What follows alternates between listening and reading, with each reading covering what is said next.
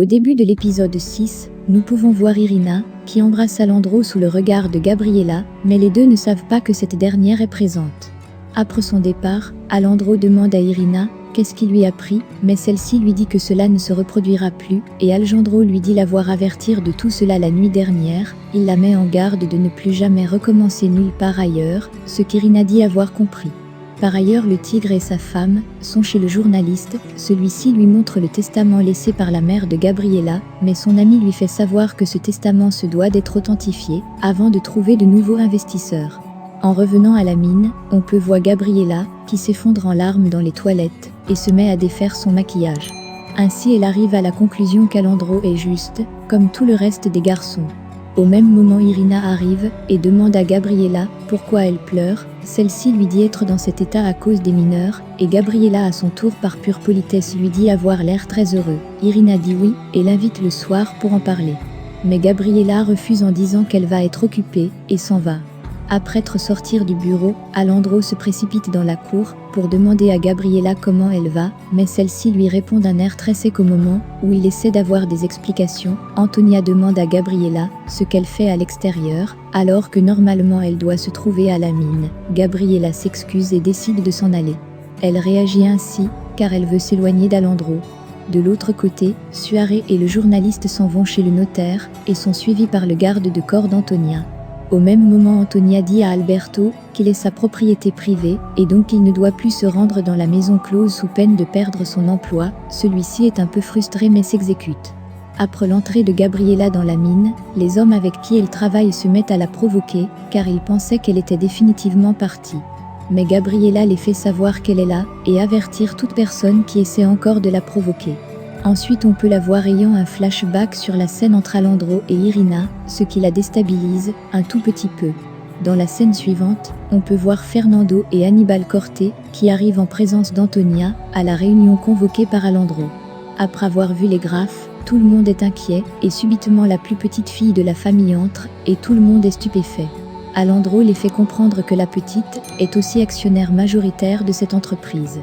Alandro fait savoir à son assistance qu'il est vrai que l'or est déjà fini, mais ils peuvent s'orienter vers d'autres nouveaux minéraux comme le cuivre. Tout le monde est étonné de cette pensée, mais Aníbal trouve cela plutôt intéressant. De l'autre côté, nous pouvons voir le maire et sa femme qui parlent de comment leurs filles doivent réussir à séduire les Beltrán. De plus, sa femme lui demande si tout est déjà prêt pour qu'Irina soit la princesse. Par ailleurs, le journaliste et Suaré font la rencontre du notaire. Celui-ci paraît un peu suspect, mais Gaston le journaliste fait confiance à Duante. À la fin de la réunion, Alandro constate que sa petite sœur est brûlante et demande à Pantia de l'amener à la maison et d'appeler le docteur. Elle remercie Alandro de l'avoir fait sortir de l'internat. Après cela, à l'intérieur de la mine, on peut voir Alandro qui arrive et se met à parler à Gabriella. Celle-ci ne veut pas répondre, mais le fait comprendre gentiment qu'il doit se respecter afin que les ouvriers le respectent. Ainsi, Alandro s'en va et promet à Gabriella qu'ils parleront plus tard.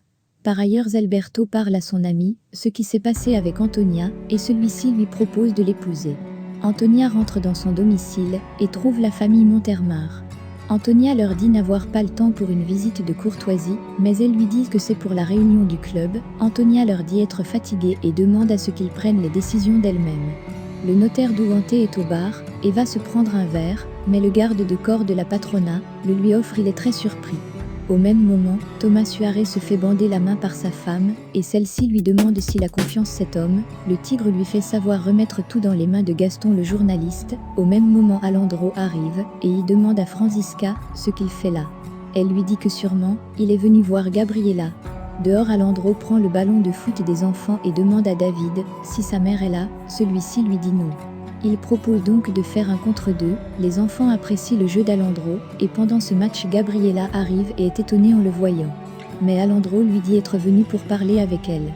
Pendant leur conversation, le tigre sort et demande à Gabriella ce qu'ils causent tous les deux, mais Alandro lui fait comprendre que c'est à propos du travail et Gabriella ajoute qu'ils discutent sur les moyens de sécurité à prendre, mais Alandro en profite pour l'inviter à dîner à 20h.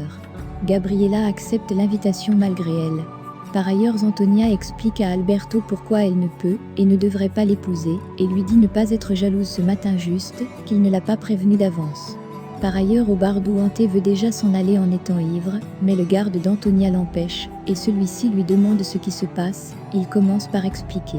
En revenant au domicile de Gabriella, on peut voir celle-ci, qui hésite entre deux robes et Franziska entre, et lui propose la Bordeaux, mais Gabriella se demande pourquoi avoir accepté cette proposition. Franziska lui dit être amoureuse. Au même moment au club, Irina vient d'être élue Miss du club, mais sa sœur Patricia lui demande comme elle peut être fière d'elle sachant que son père utilise son pouvoir, mais Irina lui dit qu'elle est jalouse. Le soir tombé, Alejandro vient chercher Gabriella, mais celle-ci lui dit ne pas vouloir s'en aller avec lui, mais Alejandro lui demande ce qui ne va pas. Elle lui avoue donc avoir été présente ce matin quand il embrassait Irina. Il accepte et lui demande de le suivre pour les explications. Gabriella entre dans son véhicule, mais étant très énervée. Dans la scène suivante, on peut voir les deux qui arrivent au club. Alejandro entre avec Gabrielle main dans la main, tout le monde est stupéfait et Fernando vient attaquer Gabriella, mais Antonia lui demande de se calmer, il ne comprend pas, elle l'amène donc dehors. Au même moment, Patricia s'en va coucher avec Alberto. En revenant à l'intérieur du club, on voit Julia qui provoque Gabriella, et celle-ci décide de s'en aller. Alejandro la poursuit dehors. Par ailleurs, Fernando dit à sa mère qu'il veut rentrer à l'intérieur, mais Antonia lui fait savoir désormais que son amour de jeunesse était Gabriella. Alejandro demande à Gabriella s'il constitue un de ses problèmes, mais elle est incapable de répondre à cette question et reste calme. Au même moment, Fernando dit à Antonia avoir violé Gabriella, et donc il est le père de David. Au même moment, le notaire est frappé à mort, et donne les informations du tigre aux hommes d'Antonia. À la sortie du club, on peut voir Alejandro, qui avoue à Gabriella qu'il l'aime, mais celle-ci ne veut pas, car ayant toujours les séquelles du passé. Alejandro lui dit de l'excuser, et il embrasse Gabriella.